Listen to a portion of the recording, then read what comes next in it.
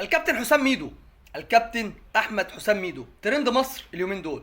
كل الناس بتتكلم عن اللي قاله ميدو، وان النادي الاهلي قال يعني صعبان عليه ان احنا وصلنا لمرحله ان احنا ما عندناش اساسيات كره القدم، وده يعني يدل على ان منتخب مصر في خطر، وان في 5 من النادي الاهلي بيلعبوا في منتخب مصر. فيعني يا عيني هو بيتكلم على النادي الاهلي وبيختص بيهم ان يعني في لعيبه منهم بتلعب منتخب مصر، وده يعني هو قلبه على منتخب مصر. يا كابتن احمد، لو النادي الاهلي فاقد لاساسيات كره القدم وده سيد اسياد افريقيا في البطوله الافريقيه يبقى اذا افريقيا كلها ما عندهاش اي فكره عن كره القدم. طيب، لو انت عايز تحط كل لاعب في مطرحه وتحط كل لاعب في مكانه وما نديش حجم للاعب اكبر من حجمه، انتوا اول ناس بتدوا النادي بتاعكم حجم اكبر من حجمه. يعني ايه الزمالك اكبر قلعه رياضيه في مصر وهو لا يحتكم على 5 افريقيا؟ اللهم يعني اخر واحده كانت في 2002 2003. تمام.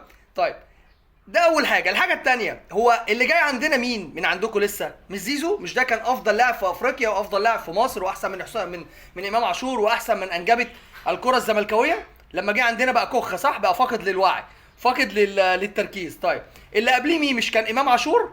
ده برضه فاقد للدنيا، احسن لاعب في افريقيا حاليا، والدنيا كلها بتتكلم على امام عاشور ان بقى في ليفل الوحش، وان فارق معانا في البطوله ديت من اول 13 دقيقه بيتصاب، ولو كان كمل كنا هنبقى في حته تانية خالص قدام انتر ميامي بالاخص. طب تعالى كمان تاني، هو بن شرقي ده مش كنت بتقوله بين قلبي واحسن لاعب جه واحسن محترف جه في تاريخ الزمالك بعد ايمانويل بتاع نيجيريا؟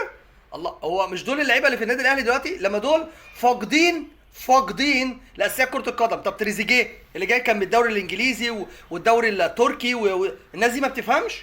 انت بس اللي ما شاء الله جهبذ في كره القدم، وجهبذ في التدريب وفي التحليل، بسم الله ما شاء الله. بقيت اعلامي عشان خاطر انت حسام ميدو اللي لعب مع زلاتان ابراهيموفيتش، صح كده؟ طب تعالى اوريك كده كابتن ميدو بيعمل ايه، اللي فاقد مش لاساسيات كره القدم، اللي فاقد للوعي الكروي. ان انا افقد لاعب كرة قدم هويته واخليه ينهي حياته الكروية بسبب ان هو كان عايز يلبسه كوبري. يا كابتن ميدو، قبل ما تتكلم وتقول كلام على النادي الاهلي، النادي الاهلي اكبر من اي حد، النادي الاهلي فوق الجميع. لو سمحت بعد اذنكم، مش عايزين اعلام الزمالك يتدخل او يتكلم عن النادي الاهلي ولو حتى بالاشاده. متشكرين ليكم. انا هوريك دلوقتي ميدو عمل ايه في لاعب كسر رجليه وقطمه يا عيني وخلى حياته بقت سودة.